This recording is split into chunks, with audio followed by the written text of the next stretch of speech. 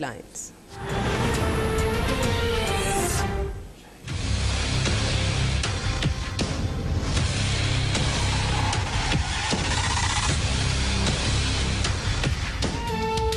सिंध में corona cases में तेजी, सूबाई हुकूमत का कल से सूबे भर में 8 अगस्त तक लॉकडाउन का फैसला। शादी हॉल, सिनेमा, स्कूल, कॉलेजेस बंद रखने का फैसला बरकरार। अगले हफ्ते से सरकारी दफातर भी बंद कर दिए जाएंगे, निजी दफातर भी बंद रहेंगे, इंटरसिटी ट्रांसपोर्ट भी बंद रहेगी। सड़कों पर निकलने वाले लोगों का वैक्सीनेशन कार्ड चेक किया जाएगा, जो वैक्सीन नहीं लगाएगा उसको तनख्वाह नहीं मिलेगी। लॉकडाउन के दौरान मेडिकल स्टोर्स के अलावा तमाम दुकानें बंद रहेंगी, बरामदी सनतें खुली रहेंगी।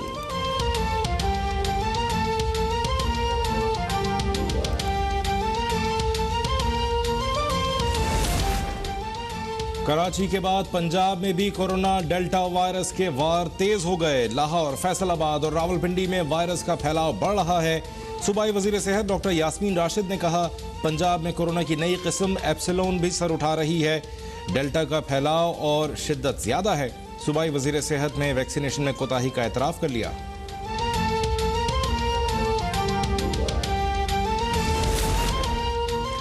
कोरोना का फैलाव रोकने के लिए सिंध हुकूमत से हर मुमकिन ताउन किया जाएगा। असद उमर की ज़ेर सदारत NCOC का इजलास।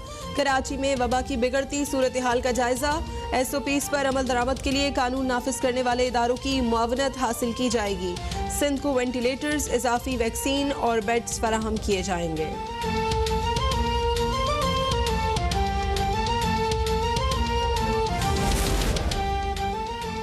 मुल्क में कोरोना की चौथी लहर के फैलाव में शिद्दत। 24 घंटों में कोरोना से मजीद 86 अफराद जाँ बहक।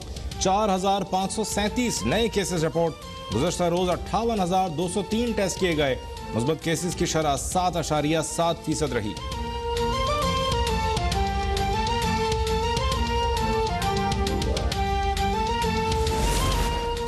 हुकूमत बरामदात बढ़ाने के लिए सनतों को सहूलियात फराहम कर रही है। बरामदात बढ़ने से तजारती खसारा कम और ज़र मुबादला के ज़खायर बढ़ेंगे। वज़ीर आज़म इमरान खान की मुल्क के बड़े चैम्बर ऑफ कॉमर्स के सदूर से मुलाकात में गुफ्तगू।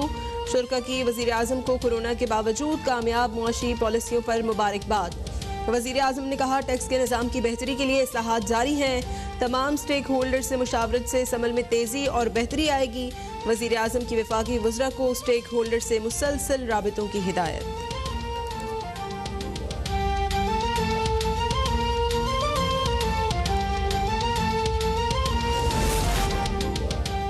पेशावर में हयाताबाद कारखानों मार्केट में पुलिस मोबाइल पर दस्ती बम हमला। 1 पुलिस एहलकार शहीद, पुलिस एहलकार समेत 3 अफराद जख्मी। पेशावर पुलिस और असिस्टेंट कमिश्नर कारखानों मार्केट में SOPs की खिलाफ वर्जी पर दुकानदारों को पकड़ कर ले जा रही थी कि नामालूम शख्स ने पुलिस मोबाइल पर ग्रेनेड हमला किया।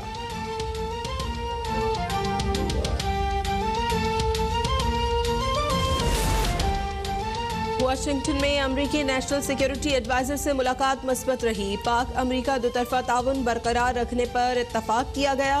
मुशीर कौमी सलामती मोईद यूसुफ ने ट्वीट में कहा, दोतरफा ताल्लुकात, इलाकाई और आलमी उमूर पर तबादला ख्याल किया गया। जनेवा इजलास के बाद होने वाली पेशरफ्त का जायजा भी लिया गया। अमरीकी एडवाइजर सोलोन के मुताबिक मुलाकात में अफगानिस्तान में तशद्दुद में कमी और तनाज़े के सियासी हल पर गुफ्तगू हुई।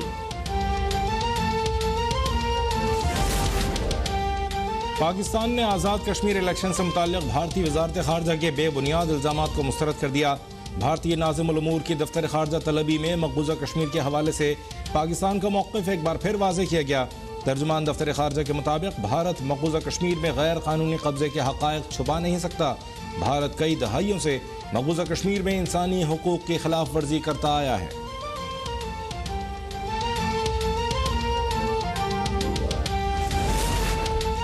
भारत समेत तमाम हमसायों के साथ पुरअमन ताल्लुकात चाहते हैं। RSS का नजरिया खित्ते में अमन की राह में रुकावट है।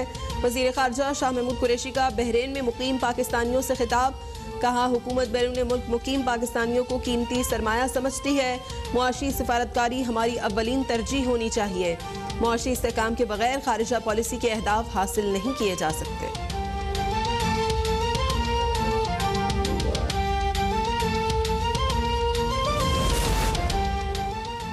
पाकिस्तानी क़यादत अफगानिस्तान में अमन के क़याम के ख्वाहां हैं। वज़ीर इत्तलात फवाद चौधरी का अफगान यूथ फोरम के ज़ेर एहतमाम तकरीब से खिताब। कहा दोनों ममालिक के नौजवानों को एक फोरम में लाना खुशाइंद है। पाकिस्तान खित्ते में इक़्तिसादी रवाबित का फ़रोग़ चाहता है।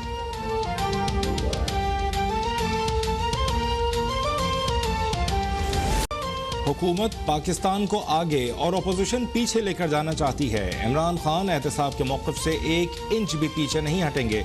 गवर्नर पंजाब चौधरी सरवर की डेप्यूटी स्पीकर पंजाब असम्बली दोस्त मोहम्मद मज़ारी से मुलाकात में गुफ्तगू। कहा सियासी मुखालफीन मुल्क की तरक्की को ब्रेक लगाना चाहते हैं। वज़ीर आज़म इमरान खान की क़यादत में नया पाकिस्तान बन रहा है।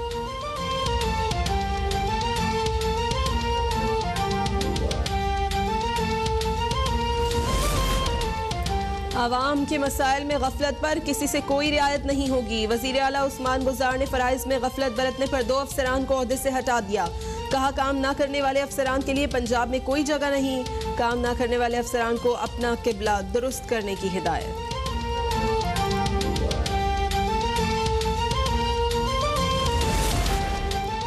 इस्लामाबाद में नूर मुकद्दम के कत्ल का मामला। पंजाब फोरेंसिक साइंस लैब में मुल्जिम जाहिर जाफर का पॉलीग्राफ टेस्ट मुकम्मल। टेस्ट से कबल मुल्जिम बेहोश होने की एक्टिंग करता रहा। मुल्जिम के पॉलीग्राफ टेस्ट की रिपोर्ट इस्लामाबाद पुलिस को भिजवाई जाएगी। लैब में वाक़े की फुटेज का फोरेंसिक भी किया गया। टेस्ट के बाद पुलिस मुल्जिम को दोबारा इस्लामाबाद लेकर रवाना होगी।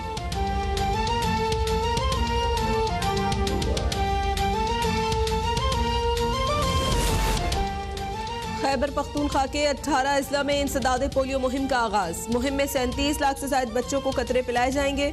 16,000 से ज्यादा टीमें तश्कील दे दी गई।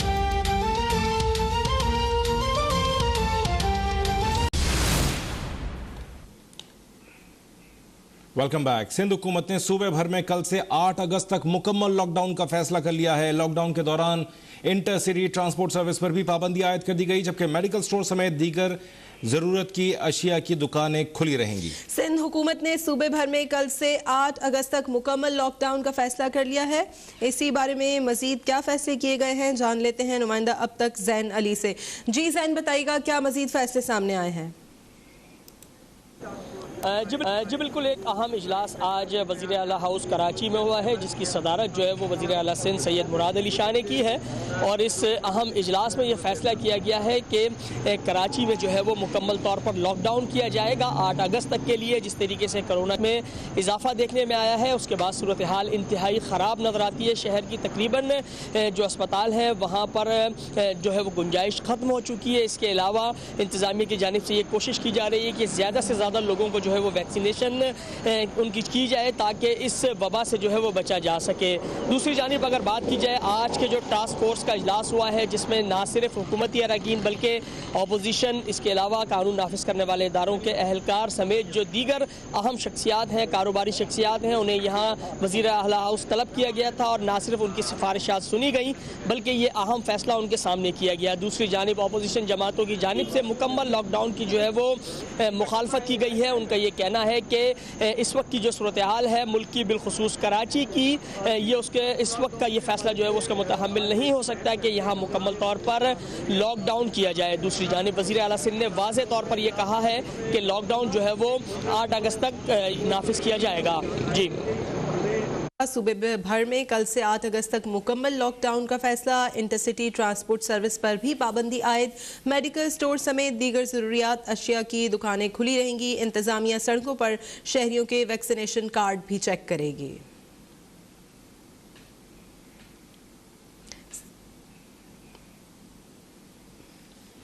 सिंध हुकूमत ने लॉकडाउन का फैसला किया है। 8 अगस्त तक लॉकडाउन का ऐलान किया गया है। इंतजामिया रोड पर आने वाले अफराद के वैक्सीनेशन कार्ड चेक करेगी। वज़ीर आला सिंध मुराद अली शाह का कहना है कि अगले हफ्ते से सरकारी दफातर बंद कर देंगे। 31 अगस्त के बाद वैक्सीन ना लगवाने वाले मुलाजमीन को तनख्वाह नहीं दी जाएगी।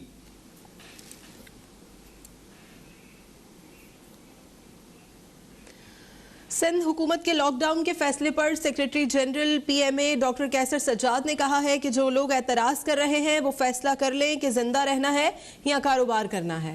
यह हमारा देरीना मुतालबा था कि कराची में वबा की रोकथाम के लिए लॉकडाउन लगाया जाए।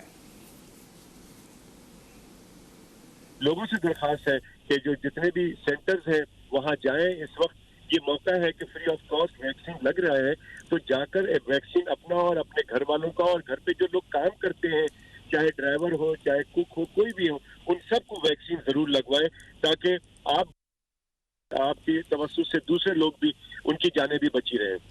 देखिए, पहले तो आप फैसला कीजिए कि आपको जिंदा रहना है या कारोबार करना है। पहले आप ये फैसला करना होगा आपको कि जो सूरत हाल इसमें बनने जा रही है कि क्या हम इनवाइट करें, अल्लाह ना करे कि इंडिया लाइक सिचुएशन और इंडोनेशिया लाइक सिचुएशन अगर है ऐसा, तो यकीनन मैं समझता हूँ कि अगर आपके पास चॉइस है कि आप अपने घर वालों की जान अगर बचाना चाहते हैं तो वो बचाएं, या आप अपना कारोबार इस वक्त बचाना चाहते हैं तो फिर कारोबार करें।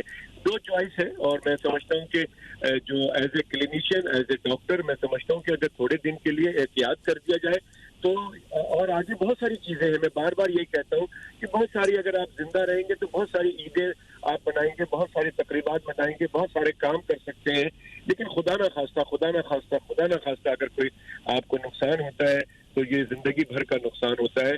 और उनसे पूछे जिनको के घर वाले जिनके चले गए इस दुनिया से, उनसे मालूम करें कि जिन्होंने कोविड में इन्वॉल्व होकर अस्पताल गए, कितनी मेंटल टॉर्चर और कितनी फिजिकल टॉर्चर उन्होंने उठाए। तो मैं समझता हूँ कि ये बहुत जरूरी चीज है कि इस वक्त जो सूरत हाल डेवलप हो रही है, मैं बार बार यही कहता हूँ कि इससे पहले कि देर हो जाए, एक मुस्बत इक़दाम उठाया जाए। गवर्नमेंट को चाहिए कि ये जो फैलाव है इसको रोकने के इक़दाम करें, कि किसी तरीके से इसको ब्रेक किया जाए कि ये जितनी तेजी से फैल रहा है, जो हमारा वैक्सीनेशन का अमल है उसको भी और तेज करना चाहिए। जितनी जल्दी और जितनी ज्यादा हम लोगों को कम वैक्सीनेट करेंगे उतना हमारा फायदा, उतनी जल्दी हम लोगों को